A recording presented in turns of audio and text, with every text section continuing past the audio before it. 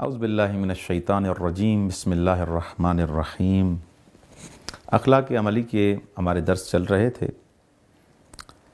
آج ہم جس چیز کو بیان کرنے جا رہے ہیں وہ یہ کہ ہم اگر انسان، بلکہ میں ایسے کہوں، اگر انسان اپنے آپ کو نہ پہچانے، جس کو خود شناسی نہیں ہے، جس انسان کے پاس اپنے آپ کو نہیں پہچانتا، اس کے کون سے آثار ہیں؟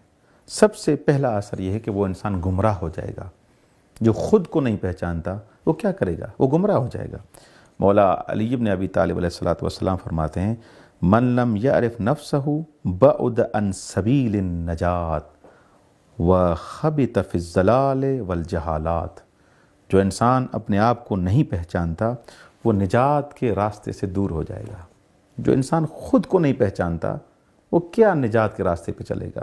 وہ نادانیوں میں، گمراہیوں میں گرفتار ہو جائے گا۔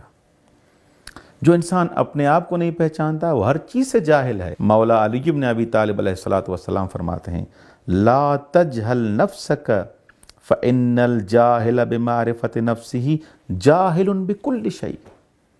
اپنے نفس سے جاہل نہ رہو، اپنے آپ سے جاہل نہ رہو۔ تم کون ہو؟ جو انسان اپنے آپ سے جاہل ہے وہ ہر چیز سے جاہل ہے۔ خود کوئی نہیں پہچانتا تو بالآخر وہ کیا کرے گا؟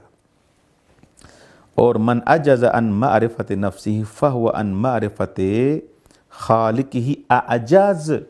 جو خود کو نہیں پہچانتا تو وہ عاجز ترین شخص ہے، اعجز ہے، زیادہ عاجز ہے کہ خدا کو پہچانے۔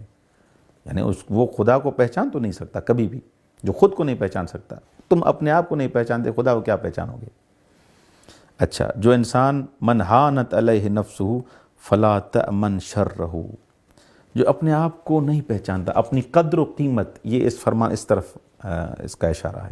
جو اپنی قدر و قیمت کو نہیں پہچانتا کہ تم کون ہو، تمہارا مقام کیا ہے، تمہاری ارزش کیا ہے، تمہاری اہمیت کیا ہے، تو بالآخر جو اپنے آپ کو نہیں پہچانتا وہ حقیقت میں اپنے آپ کو جہالت میں ڈال رہا ہے۔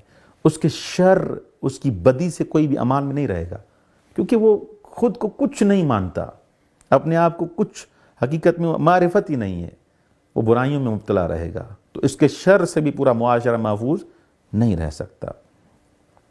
خداوند متعال سے دعا ہے کہ ہمیں اپنی معرفت حاصل کرنے کی توفیق عنایت فرمائے۔ والسلام علیکم ورحمۃ اللہ وبرکاتہ۔